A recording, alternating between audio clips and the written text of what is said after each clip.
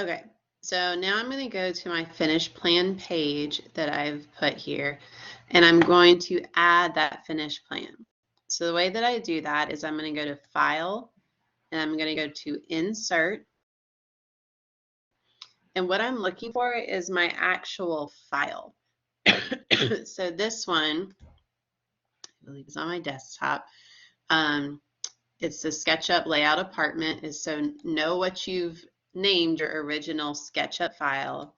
I'm going to hit Open, and now it's pulled this in. And again, it's going to pull in kind of the last view that you looked at. So I'm going to come up to my SketchUp model under the default tray. I'm going to choose the scene that I need. So I am going to make sure it's on Finished Plan. And I'm also going to set the scale. So again, I'm going to put this on 1/4 inch since it's residential.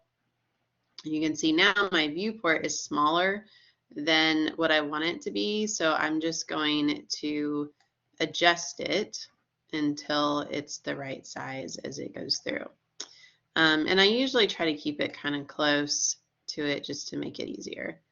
And then I'm going to pull this up so that I have it placed as I go through. So in here, you're going to want to make sure that you come in and what I typically do is I'll come up to my partition plan and I will kind of copy that and then paste, and I just use Control-C and Control-V, and that way I know it's coming in, the same size, same font, all of that as I go through. And I'm going to say Finish Plan for this, and I am going to come into my text style here and make sure that it's in the center like it was there, okay? So you're always going to have to update your title sheet, but the page number is already updated. So now I've got my finished plan. This is the view that I want for it. I'm going to use my scrapbook again for this finished plan, and I'm going to use the tags. So I'll have one for my paint, one shape for a paint, another shape for flooring, and we'll start there.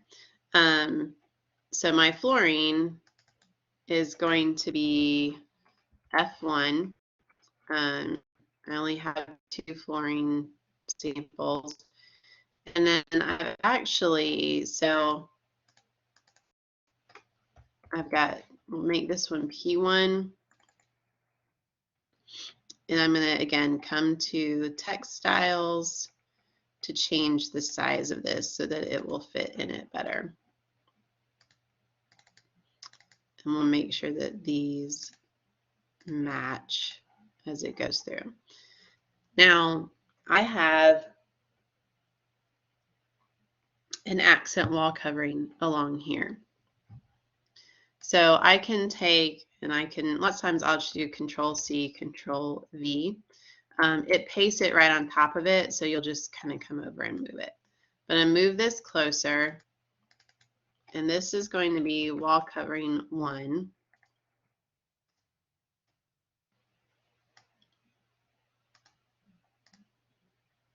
I'm trying to scale it.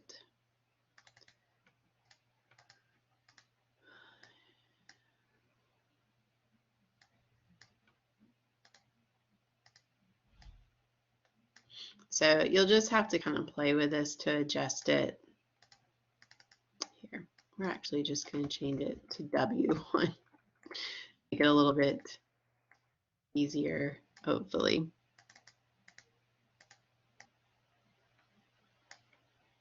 Okay. So I have this. I'm going to get it close to my wall. And then I'm going to use my lines here to draw and indicate where this is being used.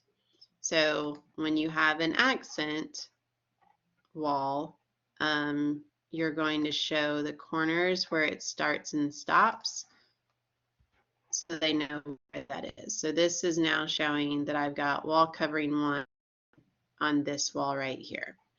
Okay, and I'm going to continue on and place this for all of mine. So F1, again, I'm just going to Control C, Control V from any rooms that it's in. And it's in most of my areas. Now I can leave this here and it's going to cover everything within these walls. So I don't need to put it again over here. I will need a different flooring in here. So I'm just going to change this to F2 as it goes through. Okay, so you'll go through, you'll put all of these in there. And then there's a couple of things that you can do. You can either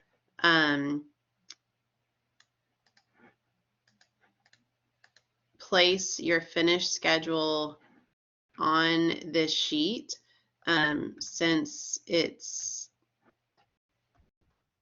fairly, it's probably a small finish that you'll have.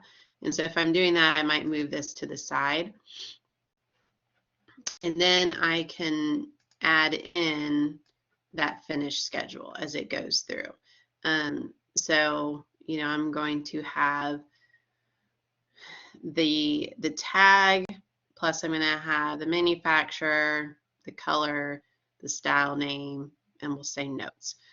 So that's 5 columns, and then we'll just put a few rows in there, and then we'll kind of put that as it goes through.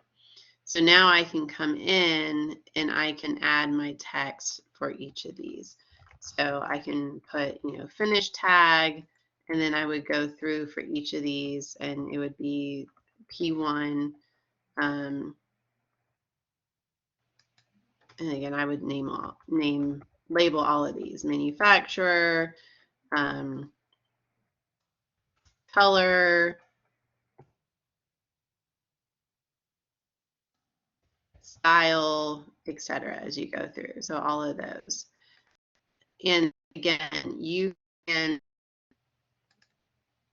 adjust each of these to the size that you want it to be,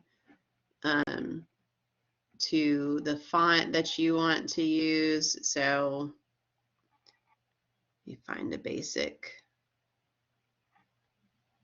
it looks fairly basic, with all of those. Okay, so, and you can make that all work as you need to so that it's easy to read. And then you would just fill everything out. So P1 would be Sherwin-Williams, Dewdrop, eggshell, and then if I have any notes as it goes through. Okay, so that's going to coordinate with what you have here and help you create a finished plan.